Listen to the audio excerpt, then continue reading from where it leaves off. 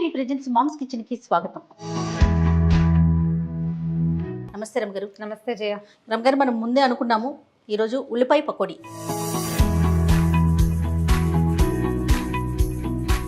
అందరూ అనుకుంటే ఇంత సింపుల్ ఐటమ్స్ చేస్తున్నారు ఏంటి అని, కాకపోతే రమ్మగారు ఇంకా స్పీడ్గా ఇంకా సింపుల్గా చూపిస్తారు కదా, అందుకని చూద్దాం ఎంత సింపుల్ గా ఉంటుంది. అదే కదా, ఉల్లిపాయ సన్నగా మనం ఉల్లిపాయ పకోడీ కనగానే చీలికలు తరిగేస్తాం. ఇందులో వేసి మొత్తం వేసేనా? వేసి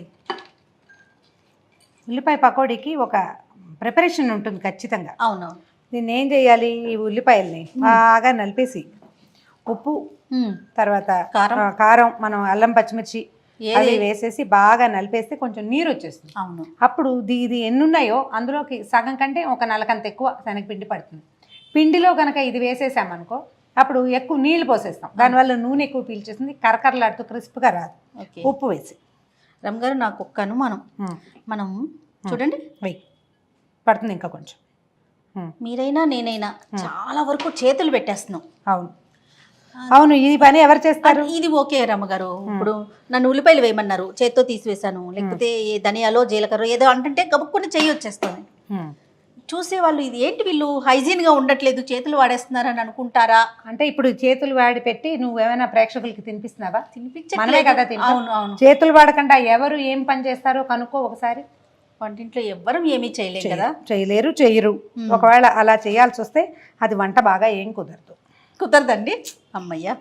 ఓకే. ఇప్పుడు కొత్తిమీర కాదు, కరివేపాకు వేసేసి ఇది నీరు వస్తుంది. చేత్తో చేస్తేనే తృప్తిగా ఉంటుంది. ఇప్పుడు అన్నమైనా చూడండి, చేత్తో తినాలి, తినిపించాలి. అవును కదా రమ్మగారు.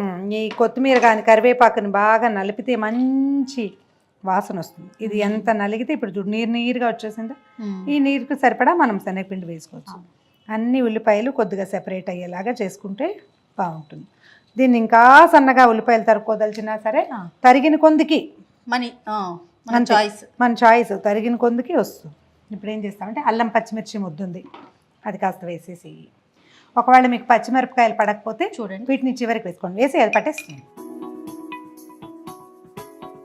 ఇది ఎంతకి ఎంత అనేది చాలా మంది ఆలోచన. ఇది ఇప్పుడు ఎలా తెలుస్తుంది మనకి? ఉల్లిపాయలని మనం శనగపిండిని కొలత చెప్పుకోవచ్చు. ఒక అరకిలో ఉల్లిపాయలు అనుకోండి, పావు కిలో ఇంచుమించుగా పిండి పడుతుంది, అంతే లెక్క. ఉప్పు కారాలు మన చాయిస్, మన అలవాటుని బట్టి. ఓకే. ఇప్పుడు ఏం చేస్తామంటే చూడు చాలా తడి వచ్చేసింది ఆల్రెడీ. కొంచెం ఏం చేద్దామంటే ఒక కప్పు శనగపిండి వేస్తే కనుక హాఫ్ కప్ కంటే తక్కువ బియ్యపిండి వేసుకోవాలి. ఇప్పుడు ఇందులో ఎంత పడుతుందో చూద్దాం. ఓకే. పిల్లల్ని కూడా చేత్తో తీసుకొని తినాలి అని చెప్పి మనం ఒక టాపిక్ కూడా మాట్లాడాం కదండి. అవును. వేసి పిండి వేయి, ముందు సగం వేయి చూద్దాం. ఆగు. ఇప్పుడు కొద్దిగా అంత బియ్యపిండి వేయి.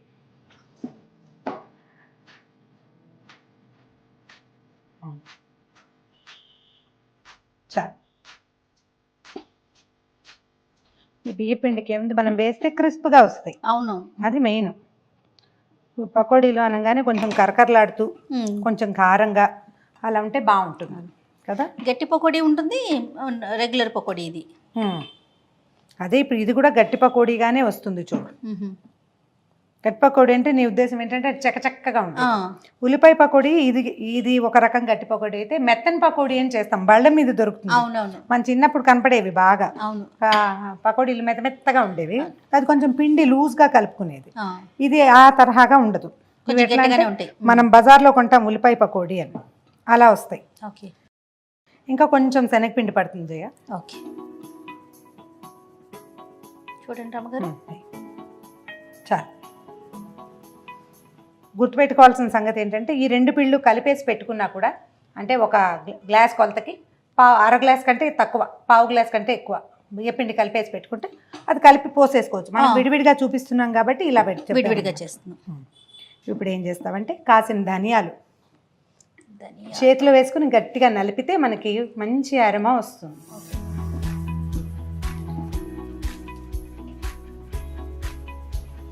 వెయ్యి.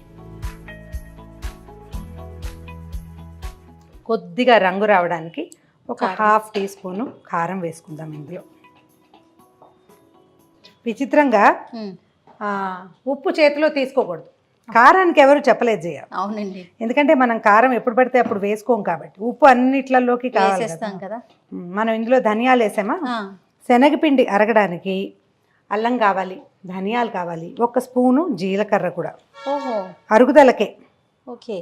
ఈ ధనియాల గింజలు మధ్య మధ్యలో పంటికి తగులుతుంటే భలే బాగుంటుంది. అవును, దీన్ని నలపక్కర్లేదు, ఇది వేగగానే రుచి వచ్చేస్తుంది, స్మెల్ అవును వాసన వచ్చేస్తుంది, సరిపోతుంది. అంతే. నీళ్ళు ఏం కలపలా, ఇంకా నీరు కలిపితే నీకు ఇది లూజ్ లూజ్ వచ్చేస్తుంది. అయిపోతుంది. పెట్టేనండి స్టవ్ మీద, పెట్టేసి స్టవ్ వెలిగించు. పెద్దదే పెడదామా? రమ్మగారు నూనె కూడా చేతితో తీసుకోకూడదు అంటారు కదా. ఆ నూనె కూడా చేతికి అందుకోకూడదు. అది కాదు జయ, ఇప్పుడు నూనె ఉంది, నేను నీకు చేతికి అందిస్తున్నాను, జారి పడింది అనుకో, జారి పడితే కదా ఇల్లు వాకిలి ఏకమైపోతాయి, తుడుచుకునేసరికి దేవుడు కనపడతాడా? ఒకవేళ అది వేడిగా ఉందనుకో, అప్పుడు ఎంత పెద్ద ప్రమాదం. అందుకని సేఫ్ సైడ్గా దాన్ని నేల మీద పెట్టు, నేల మీద నుంచి తీసుకో అని చెప్తారు. నూనె ఓకే, మరి ఉప్పు ఎందుకండి? ఉప్పు ఎందుకు చెప్తారో తెలియజేయ, చాలా పురాతనమైన సంప్రదాయం. ఓకే. ఉప్పు ఒకళ్ళ చేతిలో నుంచి అందుకుంటే పోట్లాట వస్తుందని అంటారు. Okay okay. మా వారు మాత్రం చాలా కేర్ఫుల్గా చేతికి అందిస్తారు. అందిస్తారా? మరి మీ ఇద్దరికి అవుతూ ఉంటాయా లేదా డాక్టర్ గారికి మీకు? డిష్ అయ్యే అవకాశం కొంచెం తక్కువ చేయ. నేను అతి భాషనే కానీ ఆయన చాలా మితి భాష. అవకాశం మేనేజ్ అయిపోతుంది. మేబీ అలాగే మేనేజ్ అవుతుందేమో అనుకుంటా. ఆయన చాలా సింపుల్గా చేతికి అందిస్తారు, ఏమి అవ్వదంటారు. తెలీదు, డాక్టర్ గారు కదా. మేబీ మనం జనరల్గా ఏం చేస్తాం, జీలకర్ర నోట్లో వేసుకుంటాం. సాధారణంగా జీలకర్ర ఎందుకు వాడతారంటే పైత్య ప్రకోపం తగ్గుతుంది. జీలకర్ర తీసుకుంటే అలర్జీస్ తగ్గుతాయి, ఒంట్లో పైత్యం వస్తుంది కదా, అది తగ్గుతుంది. అయితే ధనియాలకి అలాంటి గుణం కంటే బాడీని కూల్ చేసే లక్షణం ఉంది, చల్లబరుస్తుంది. తర్వాత ఏమో ఒళ్ళు రానివ్వదు, ఫ్యాట్ని కరిగిస్తుంది. కానీ అదే పనిగా తినడం అంత మంచిది కాదు. ఎప్పుడైనా కాస్త నోట్లో వేసుకో. నేను కూడా తింటాను రమ్మగారు, అదే జీలకర్ర వేసుకోండి, కానీ ధనియాలు మాత్రం కనిపిస్తే నోట్లో వేసేస్తూ ఉంటాను. మంచిదే. చూడు, దీన్ని ఇలాంటి పదార్థాలు చేసేటప్పుడు తప్పకుండా ఉప్పు సరిపోయిందో లేదో చూసుకోవాలి. టేస్ట్ చూడు, ఉప్పు కారం పడతాయా, ఇంకా కాస్త టేస్ట్కి చాలా పెద్ద ముద్ద పెట్టారండి. వేసి ఏం కాదు, ఉప్పు పడుతుంది, కారం వద్దు రమ్మగారు. వద్దా? ఓకే, ఒక చిటికెడు వేసుకోండి. ఇలాంటివి చేసేటప్పుడు గెస్ట్లు వచ్చినప్పుడు జాగ్రత్తగా ఉప్పు సరి చూసుకోండి. ఎప్పుడు కూడా ఒక వాయి అయ్యాక కూడా చూసుకోవచ్చు. అవును, చాలు.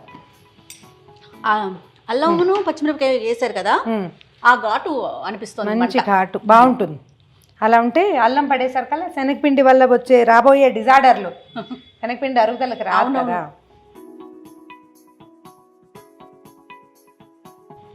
ఇంకొక క్షణం కాగాలి నూనె.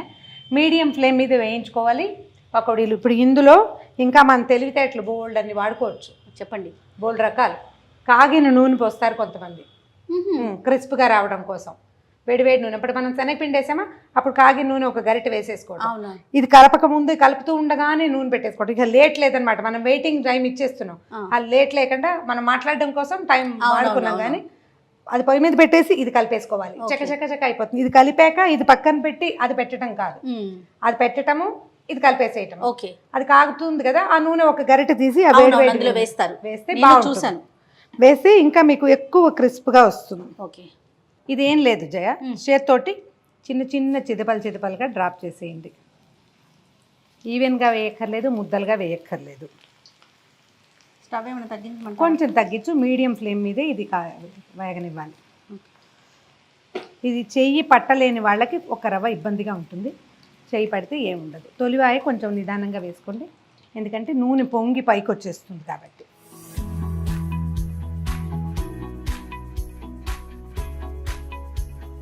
తీసేయడం గారు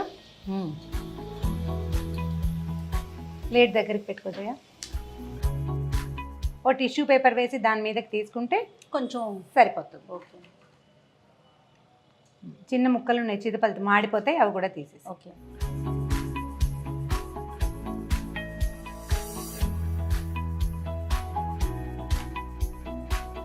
ధనియాలు వేగిన వాసన వస్తుంది.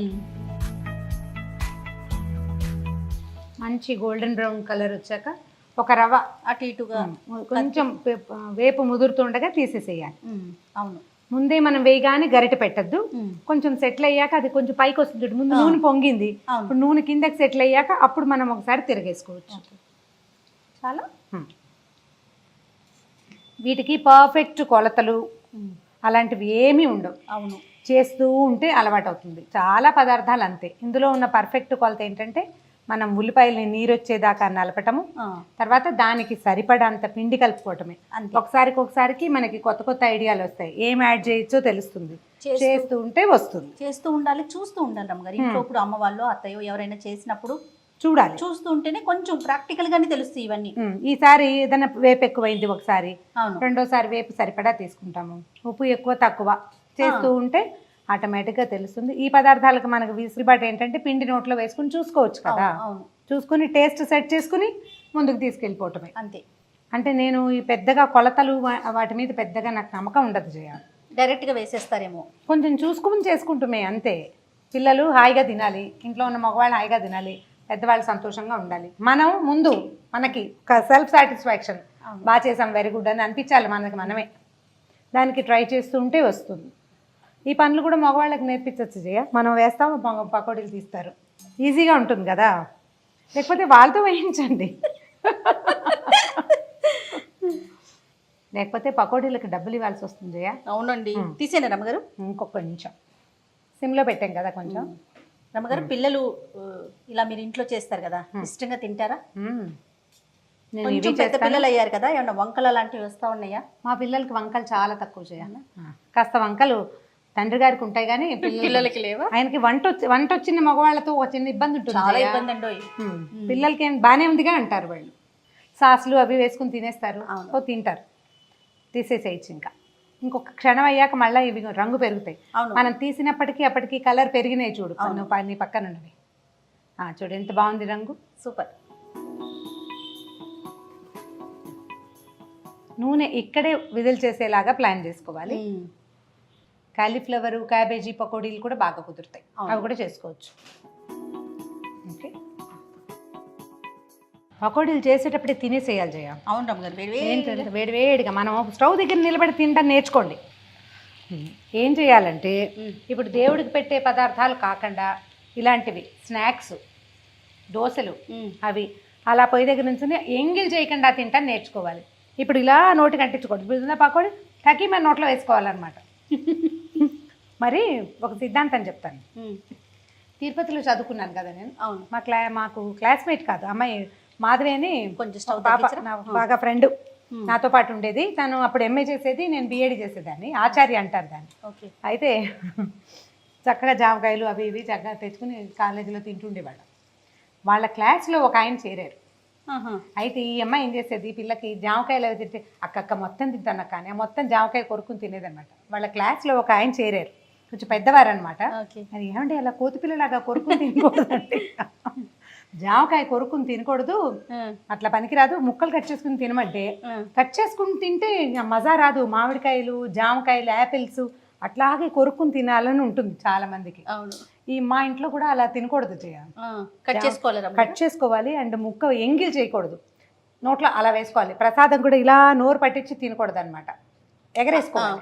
అది అలవాటైతే తమిళియన్స్ చూడు కాఫీని ఎత్తిపోసుకుంటాం. అవును, అట్లా కనుక అలవాటైతే అప్పుడు మనం స్టవ్ దగ్గర నిలబడి పనిచేస్తూ చకచక్క కాసిన బజ్జీలు అవి ఇవి నోట్లో వేసుకోగలుగుతాం. లేదనుకోండి అందరికి పెట్టాక తినాలనిపించదు, స్టవ్ దగ్గర ఇంత నూనె దగ్గర నుంచున్న వాళ్ళకి తినబుద్ధి కాదు, చూసి చూసి తినాలని అనిపించింది. స్టవ్ ఆపేసాం. ఉల్లిపాయ పకోడీ మీద గార్నిషింగ్కి కరివేపాకు, చివరికి మనం స్టవ్ ఆపేసాక కొంచెం కరివేపాకు నూనెలో వేస్తే చిట్పట్లాడుతుంది. ఆ ఆకు తీసి కనుక దాని మీద పెడితే తినడానికి కూడా బాగుంటుంది, చూడడానికి అందంగా ఉంటుంది, ఇది కూడా క్రిస్పీగా ఉంటుంది, క్రిస్పీగా ఉంటుంది. మనం అందులో కూడా కరివేపాకు వేసాం, పైన వేసిన కరివేపాకు కూడా తినడానికి బాగుంటుంది. ప్లేట్లో సర్వ్ చేసేటప్పుడు కాసిన ఆకులు వేసేస్తే ఎక్సలెంట్గా ఉంటుంది. మీ ఉల్లిపాయ పకోడీ రెడీ. టేస్ట్ చూడండి రమ్మగారు. వాళ్ళు నేనే చూడనా? అంతే. ఓకే, పిండి నాకు చూపించారు కదా. ఓకే, చాలా క్రిస్ప్గా వచ్చినాయి. ఇలాగే చేసుకోండి. ఇందులో నూనె పోయాల్సిన పని కూడా లేదు. ఇలా చేస్తే నీళ్లు తగిలించామా మెత్తగా అయిపోతాయి. అవును, నీరు తగిలించకుండా చేస్తే చక్కగా క్రిస్ప్గా వస్తుంది. నువ్వు కూడా ఒకటి రుచి చూడు. చక్కగా బయట వర్షం పడుతుంది, వేడి వేడి పకోడీ వేసుకుని తిని, సో కొంచెం ఇవి తీసుకొని ఒక కప్పు టీ తాగితే ఈవినింగ్ అంతా సూపర్ కదా. ఈసారి దీంతో లెమన్ టీ ట్రై చేయండి, ఎంత బాగుంటుందో చెప్పండి. మామూలు టీ కంటే కూడా బాగా వచ్చినాయా? క్రిస్ప్గా ఉంది. అంటే బియ్యం పిండి తగలటం వల్ల, బియ్యం పిండి వల్ల, మనం నీళ్ళు అసలు పోయకపోవటం వల్ల, అంతే. చాలా బాగుందండి. బా వెరీ గుడ్. టేస్ట్ అదిరిపోతుంది. థ్యాంక్ యూ రమ్మగారు. Thank you Jaya.